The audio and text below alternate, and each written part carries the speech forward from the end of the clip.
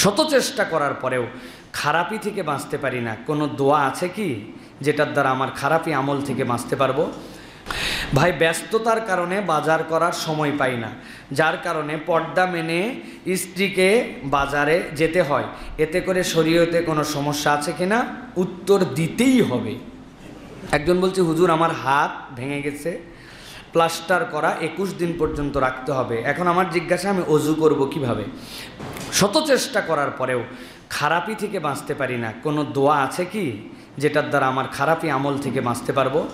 খুব গুরুত্বপূর্ণ ভাই, দোয়ার গুরুত্ব অনেকবার বলেছি না, আজকে একটা দোয়া আপনাদের কাছে শিখিয়ে দেই। এটা আপনারা মুখস্থ করবেন, আমরা মুখস্থ করব, আমরা আমল করার চেষ্টা করব। নবী করিম সাল্লাল্লাহু আলাইহি ওয়াসাল্লাম বলেছেন, তোমরা আল্লাহর কাছে বলো, আল্লাহুম্মা ইন্নী আউযু বিকা মিনাল মুনকারাত মিন মুনকারাতিল আখলাক। আল্লাহুম্মা ইন্নী আউযু বিকা মিন মুনকারাতিল আখলাকি ওয়াল আমালি ওয়াল আহওয়া।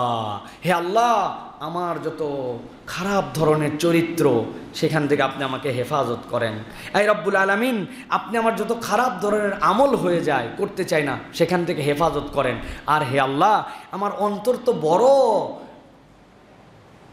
বিদ্রোহী, চাইলেও অন্যদিকে চলে যায়। হে আল্লাহ, আমার অন্তরের যে খারাপ প্রত্যাশা, ওখান থেকে হেফাজত করেন। এই দোয়া যদি কেউ অনবরত করে আল্লাহর কাছে, আল্লাহ রাব্বুল আমিন শয়তানের ফিতনা থেকে তাকে হেফাজত করবেন।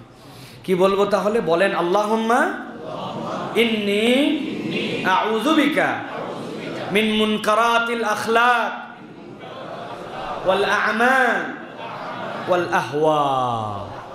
আল্লাহ, আপনি আমার অন্তর, আমার আচরণ এবং আর আমলের যত খারাপ দিক আছে সেখান থেকে আমাদেরকে হেফাজত করেন। একজন বলছে, হুজুর আমার হাত ভেঙে গেছে, প্লাস্টার করা 21 দিন পর্যন্ত রাখতে হবে। এখন আমার জিজ্ঞাসা, আমি অজু করব কিভাবে? প্রিয় ভাইয়েরা, কারো যদি হাত ভেঙে যায় অথবা কোনো অসুস্থতা হয় অথবা তার উপর দিয়ে এরকম আঘাতপ্রাপ্ত হন, হাদিসের ভাষা অনুযায়ী মান কানা বিহি জুরহু মাসুব, কেউ যদি এরকমভাবে আক্রান্ত হন যেটার দ্বারা তিনি কষ্ট পাচ্ছেন, ফাখাশি আলাইহিল আনা, যে এটার মধ্যে যদি আপনি পানি দেন, অন্য কিছু লাগান, তাহলে এর দ্বারা আপনার রোগ ব্যাপ্তি বৃদ্ধি পেয়ে যাবে। তাহলে হাদিসের পরিভাষা হচ্ছে ফালিয়ামসাহ মা হাউলা, আপনি যত দূর পর্যন্ত পারেন তার আশপাশ সহ মসহ করে ফেলবেন। ভিতরে একটু নখ গেছে, ওইটুকু মসহ করে ফেললেন, উপরে মসহ করে ফেললেন, আপনার অজু হয়ে যাবে। আর এরপরে খোলার পর থেকে আবার যখন ডাক্তার বলবে, তখন ইসলামের বিধান দুই ধরনের, একটা হচ্ছে স্বাভাবিক আর একটা হচ্ছে তাফতিকুল হাজা। আপনার প্রয়োজন অনুযায়ী আপনি বাধ্য হয়েছেন ওইটা, সুতরাং এই অনুযায়ী আপনি যদি উপর দিয়ে মসহ করেন, কিন্তু মসহ করতে হবে। আপনি মনে করছেন এইটুকু ভিজানোও যাচ্ছে না, ভিজানোর জায়গা ভিজাই নিলাম, এ মসহ করলেই কি আর না করলে কি, তাহলে কিন্তু অজু হবে না। এই কথাটা বুঝেন, ক্লিয়ার করেন। ওই জায়গায় মাসাহ করে নিতে হবে যদি অজুর অঙ্গের মধ্যে পড়ে। এখন আপনার এই জায়গা ভাঙছে, এটা তো অজুর অঙ্গের মধ্যে পড়ে নাই।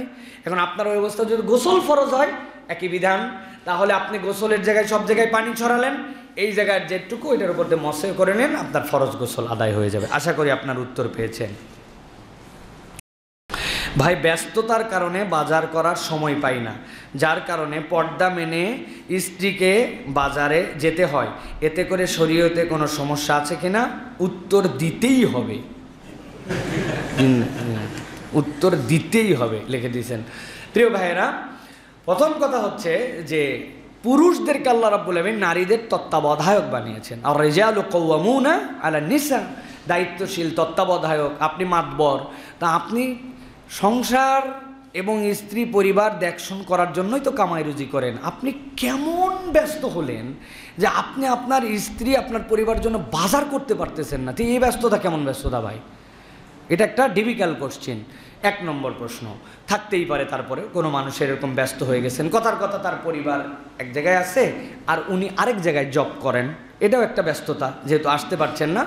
শরীয়ত বলছে এই অবস্থায় কোনো মা, কোনো বোন যদি পূর্ণ পর্দার সাথে বাজারে যান, বাজার হাট করেন, এটা নাজায়েজ নয়, এটা তিনি করতে পারবেন। কোন হাদিসের আলোকে?